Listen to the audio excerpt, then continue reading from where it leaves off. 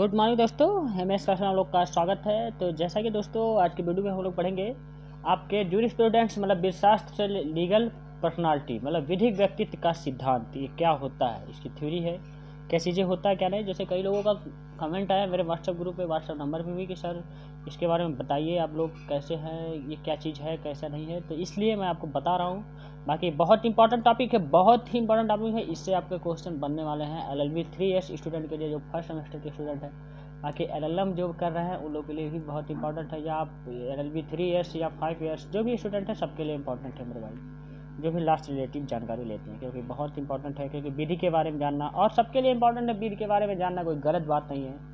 तो चलिए, बाकी थोड़ा दोस्तों तबीयत नहीं सही था, इसलिए 1-2 दिन वीडियो नहीं पढ़ पाया। बाकी अभी भी पूरी तरह सही नहीं हूँ, बहुत दिक्कत है, बहुत प्रॉब्लम है, लेकिन फिर भी मैं बता रहा हूँ। देखिए, मैं वादा किया हूँ आपसे, तो मैं आपको बताऊँगा और चीज़ें पढ़ाऊँगा, कहीं नहीं जाऊँगा, क्योंकि पढ़ाई से बढ़ के मेरी ज़िंदगी में कुछ नहीं मेरे भाई। तो थैंक यू। तो चलिए अब हम लोग देखते हैं स्टेप बाय स्टेप करके सुनने के लिए, और आप लोग सही से देखिएगा, पूरा वीडियो देखिएगा, तभी आपको पूरी जानकारी मिलने वाली है। तो चलिए स्टेप बाय। लीगल पर्सनालिटी क्या होता है, एक विधिक व्यक्ति का सिद्धांत, इसके बारे में जानते हैं पहले। व्यक्ति विधि और विधिशास्त्र के प्रारंभ से ही एक मुख्य विषय वस्तु रहा है। व्यक्ति के प्रति विधिक संबोधन व्यक्तित्व के रूप में किया जाता है। अध्ययन की सुविधा के लिए व्यक्ति को 2 रूपों में अभिव्यक्त किया जाता है। देखिए, इसका 2 रूप होता है जो विधिक व्यक्ति होते हैं। देखिए, पहला नंबर क्या होता है, प्राकृतिक नेचुरल, जो नेचुरल पर्सन होते हैं, इसके विधिक व्यक्ति जो लीगल पर्सन होते हैं। 2 तरीके का, मतलब जो नेचुरल होते हैं, जो भगवान के दिया, लीगल पर्सन जो प्रेजेंट टाइम में यहाँ बनाए जाते हैं आपके लीगल विधिक व्यक्ति। प्राकृतिक व्यक्ति का तात्पर्य स्वयं मानव प्राणी से ही, विधिक व्यक्ति का तात्पर्य उस जो है अनवस्तु से जिसे विधि मान्यता प्रदान करती है। देखिए, प्राकृतिक मतलब जो भगवान द्वारा दिया गया, और जो विधि व्यक्ति है लीगल पर्सन है वो आपके जो यहाँ के विधि व्यक्ति, जैसे कोर्ट है या हाई कोर्ट कुछ भी हो, तो उसके द्वारा जो बनाया जाता है, ये कहा गया। और जो स्वयं मानव प्राणी भिन्न है और विधि की अपेक्षा से उसने व्यक्तित्व ग्रहण कर लिया है, तो शब्द व्यक्तित्व यूनानी शब्द प्रदान करता है। ये यूनानी शब्द है व्यक्तित्व। जब व्यक्तित्व का तात्पर्य किसी ऐसे इकाई से है जो अधिकार और कर्तव्य धारण करता है, जैसे कोई नियम मूर्ति इत्यादि, यद्यपि मानव प्राणी को प्राकृतिक व्यक्ति माना जाता है। प्राचीन काल में दासों को केवल चल संपत्ति तथा सेनायोजनों को सिविल रूप में मृत माना जाता है। इतना ही नहीं, मनु ने नपुंसक अपंग में धन में हिस्सेदारी नहीं माना था। इसका अर्थ यही था कि अनेक विधिक अधिकारों से उन्हें वंचित माना गया है। हालांकि गर्भस्थ शिशु को भले ही उसने जन्म न लिया हो, तब तक के लिए एक विधिक व्यक्तित्व माना गया है जब तक वह जन्म लेता है। यही कारण है कि मृत्युदंड प्राप्त गर्भस्थ महिला के मृत्युदंड को उसके जन्म होने तक स्थापित कर दिया जाता है। इसमें कुछ समझाने वाली बात नहीं है दोस्तों, इसको खाली आपको पढ़ना है। विधिक व्यक्तित्व बहुत बड़ा लेसन है, लेकिन मैं 4 से 5 पेज में आपको कंप्लीट कर दी हूँ। दंड प्रक्रिया संहिता 1973 की धारा 416, यदि व्यक्तित्व व्यक्ति के मृत्यु के साथ समाप्त हो जाता है, तो किंतु मृतक के शरीर, व्याख्याति और उसकी संपदा के बारे में अधिकार बना रहता है। लेकिन सामान्य यह माना जाता है कि व्यक्तित्व जन्म पर प्रारंभ होता है और मृत्यु पर समाप्त हो जाता है। ये कह रहा है, जब किसी इकाई को जो मानव प्राणी भिन्न अधिकार व कर्तव्यों में विभूषित करते हुए कृत्रिम रूप से एक व्यक्ति का स्वरूप प्रदान किया जाता है, तो उस इकाई को कृत्रिम व्यक्ति अथवा विधिक व्यक्ति माना जाता है। ऐसा किया जाना विधिक प्रयोजन के लिए उस समय आवश्यक होता है, जो अनिवार्य माना जाता है मेरे भाई। जो प्रेजेंट टाइम में जो आपके अनिवार्य जो होगा उसी के समय, उस समय इसको बहुत आवश्यक माना जाता है।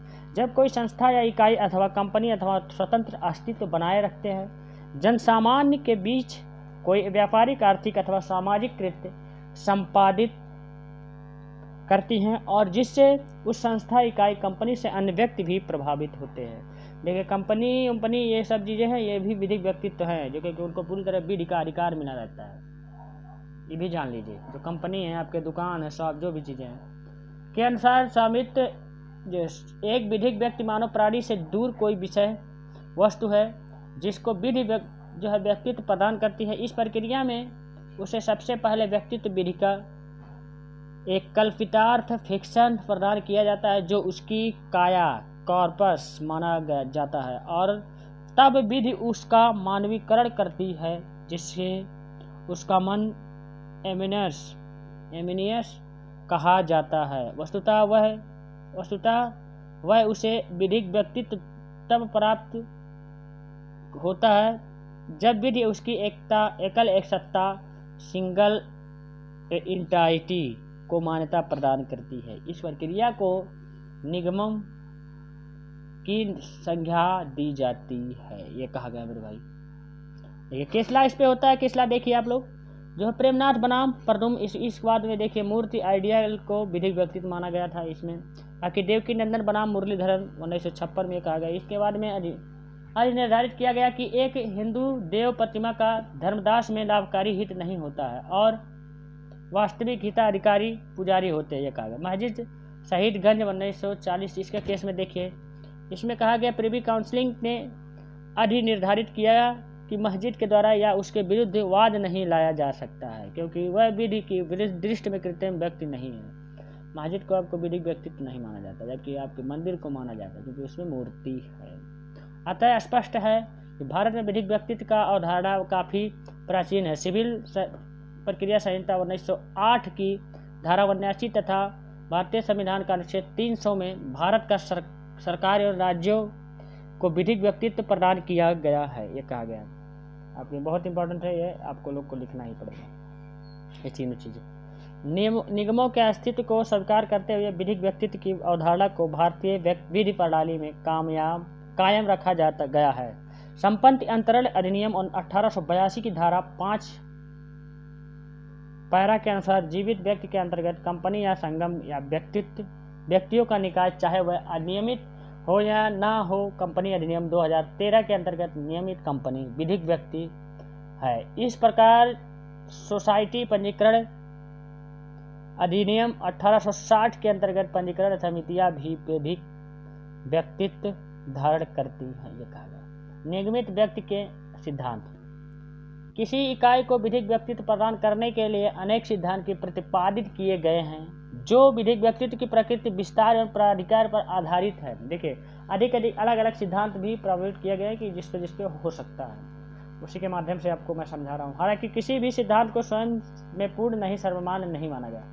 कोई भी सिद्धांत इसमें पूरी तरह पूर्ण नहीं है, उसमें कुछ न कुछ प्रॉब्लम होती है। कोई चीज़ पूर्ण नहीं होता। आप एक इंसान हैं, आप पूरी तरह पूर्ण नहीं है, आपके अंदर कुछ न कुछ कमियाँ है। ये चीज़ें भी सिद्धांत को स्वयं में पूर्ण यौन सर्वनाम नहीं माना गया है और प्रत्येक मामले में तथ्य और परिस्थितियों में न्यायालयों ने उपयुक्त सिद्धांतों को अपने निर्वचन के लिए अपनाया है। निम्न सिद्धांत है जैसे जो है कल्पितार्थ सिद्धांत, फिक्शन थ्योरी। नंबर 2 है आपका कोष्टक सिद्धांत, ब्रैकेट थ्योरी। नंबर यथार्थवादी सिद्धांत, रियलिस्ट थ्योरी। प्रयोजन सिद्धांत और प्रपोज थ्योरी। कल्पितार्थ सिद्धांत, फिक्शन थ्योरी देख लीजिए हम लोग स्टेप बाय स्टेप करके। इस सिद्धांत के मुख्य समर्थक ग्रे सेवनी, सामान्य केल्सन और डायसी है। इस सिद्धांत को कल्पना सिद्धांत भी कहते हैं। इस सिद्धांत के अनुसार केवल मानव प्राणी ही उचित रूप में व्यक्ति कहा जा सकता है और केवल विधि की कल्पना फिक्शन के द्वारा ही कल्पनीय विधिक प्रयोजनों के लिए व्यक्ति मान लिया जाता है। देखिए यही चीज़ कह रहा, परंतु वह वास्तव में कोई व्यक्ति नहीं होते। वस्तुतः यह सिद्धांत मूलतः आंग्ल विधि पर आधारित है। इस पर आधारित है आंग्ल विधि पर और उसी के अनुरूप यह सिद्धांत विकसित हुआ। देखिए ग्रे के अनुसार कहा गया विधिक व्यक्तित्व एक अस्तित्व मात्र है जिस पर अधिकार और कर्तव्य आरोपित हैं। यही धारणा सामान्य की भी है जिसके अनुसार विधिक व्यक्तित्व वह है जो विधि के अधीन अधिकारों का कर्तव्य धारण करने के योग्य समझा जाता है, ये कहा गया। इसी प्रकार कैल्सन ने भी कहा। कैल्सन ने विधिक व्यक्तित्व को, देखिए यहाँ कैल्सन लिखा है, विधिक व्यक्तित्व को मिथक के अलावा कुछ और मानने से इनकार किया क्योंकि विधिक व्यक्तित्व में अधिकार और कर्तव्यों से अधिक कुछ अंतर्ग्रस्त होना नहीं माना गया। इस प्रकार के कल्पितार्थ सिद्धांत विधिक व्यक्तित्व को एक कल्पना मात्र मानना है और यह भी एक अपराध नहीं कर सकता है। इस सिद्धांत का सहयोगी सिद्धांत रियासत सिद्धांत जो है कंसेशन थ्योरी है, जो यह मानता है कि निकाय केवल विधि राज्य द्वारा अनुच्छेद सीमा तक की विधिक व्यक्तित्व रखते हैं। कोष्टक सिद्धांत देख लेते हैं लोग अब हम लोग। Bracket theory. इस सिद्धांत के प्रत्येक सिद्धांत सिंबलिस्टिक थ्योरी। इस सिद्धांत के मुख्य समर्थक और प्रतिपादक जर्मन विधिशास्त्री इहरिंग हैं। इनके अनुसार निगम जो है आपके निगम के रूप सृजित विधिक व्यक्तित्व एक कोष्ठक के समान है और मात्र सदस्यों के एकत्रित स्वरूप को प्रदर्शित करता है। इसका इनका मतलब है कि एक विधिक जो व्यक्तित्व है एक कोष्ठक के समान है। विधिक व्यक्तित्व प्रदान करने का अर्थ सदस्यों के चतुर्थिक यौन कोष्ठक लगा देना जिसके उनको एक इकाई के रूप में माना जाए। यह केवल सुविधा के प्रयोजनों के लिए किया जाता है। और विधिक कभी भी यह कोष्ठक हटा सकती है, भी जान लीजिए, विधि कभी भी हटा सकती है। जैसे कोई नियम लगा दे कि ये जैसे 144 लग जाता धारा, तो उसको कभी भी हटा सकती है, एक कोष्ठक लगा देते कि इसी दायरे में रखना है। इस सिद्धांत को प्रतीक का सिद्धांत कहने के लिए पीछे तर्क है कि विधिक व्यक्तित्व केवल एक प्रतीक है जो समूह के हित या प्रयोजन को प्रभावी बनाने में सहायता करता है। होलफेल्ड ने कोष्ठक के उपयुक्त सिद्धांत की आलोचना करते हुए कहा है कि केवल मानव प्राणियों के ही अधिकार और कर्तव्य होते हैं, नियमित व्यक्तियों के केवल एक प्रक्रिया संबंधी रूप है। तत्कालीन प्रयोजन के लिए विधिक संबंधों के लिए जटिल समूह के रूप में सुविधापूर्ण मेरे भाई तरीके से कार्यान्वयन के रूप में प्रयोग किया गया है, ये कहा गया। तो अब कुछ समझाने की इसमें बात ही नहीं, इतना आसान भाषा में मैं लिखी हूँ, एक बार पढ़ लेंगे वैसे समझ लेंगे, वैसे ही पूरा समझा दिया हूँ। यथार्थवादी सिद्धांत जो है आपका रियलिस्ट थ्योरी है, रिसेंस थ्योरी या रिसर्च, इस सिद्धांत को जो है काई सिद्धांत भी कहते हैं। इसके अनुसार जो है आपका जैसे ऑर्गेनिक्स थ्योरी इसे कहते हैं। मुख्य समर्थक एवं प्रतिपादक जर्मन विधिशास्त्री आपका मेयर्क है, जिनका मेटलैंड और पोलार्ड ने समर्थन किया। इस सिद्धांत के अनुसार किसी निगम में वे सारी विशेषताएं विद्यमान होती हैं जो एक प्राकृतिक व्यक्ति की होती है मेरे भाई, जो एक नेचुरल व्यक्ति की होती है उसके विधिक व्यक्ति की होती है, जो एक प्राकृतिक व्यक्ति की होती है, जिसलिए विधिक व्यक्ति तो उसी अर्थ में यथार्थ होते हैं जिस अर्थ में मानव प्राणी यथार्थ की विधिक व्यक्तित्व ना हो तो कल्पित होता है और ना ही वह राज्य की मान्यता पर निर्भर करता है। अतः किसी निगम में भी वास्तविक इच्छा, वास्तविक मन और कार्य की एक वास्तविक व्यक्तित्व होती है, ये कहा है। यथार्थवादी सिद्धांत के अत्यधिक घनिष्ठता रखते हुए यह संस्थापक सिद्धांत जो है इंटेंशनल जिसके प्रवर्तक फ्रांसीसी विधिशास्त्री हेरू, कौन दोस्तों, हेरू ने